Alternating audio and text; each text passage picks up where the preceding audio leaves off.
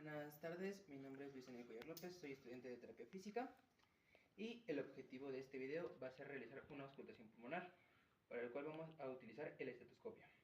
Como primer paso va a ser colocar nuestras olivas hacia afuera, como se muestra, ya que de esta manera se encuentra ubicado nuestro canal auditivo y va a ser más fácil para nosotros escuchar los ruidos pulmonares.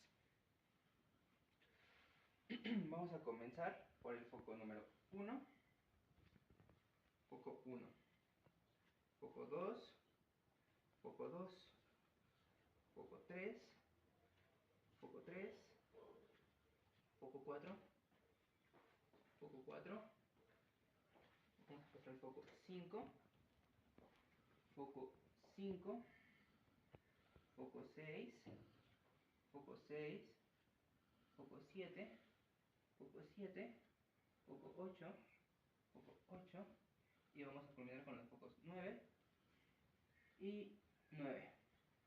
De esta manera se realizaría la inspección pulmonar de la parte frontal. Eso sería todo de mi parte. Buenas tardes, mi nombre es Luis Daniel Cuellar López, soy estudiante de terapia física y el objetivo de este video va a ser realizar una auscultación pulmonar posterior. Como primer objetivo vamos a utilizar el estetoscopio para este procedimiento.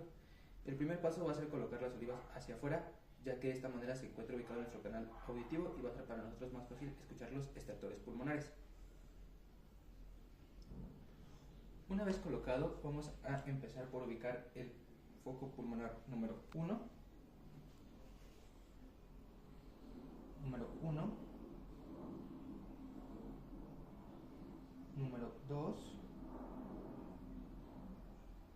número 2, número 3,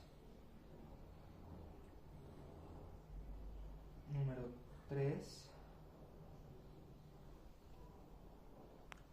número 4, número 4, número 5,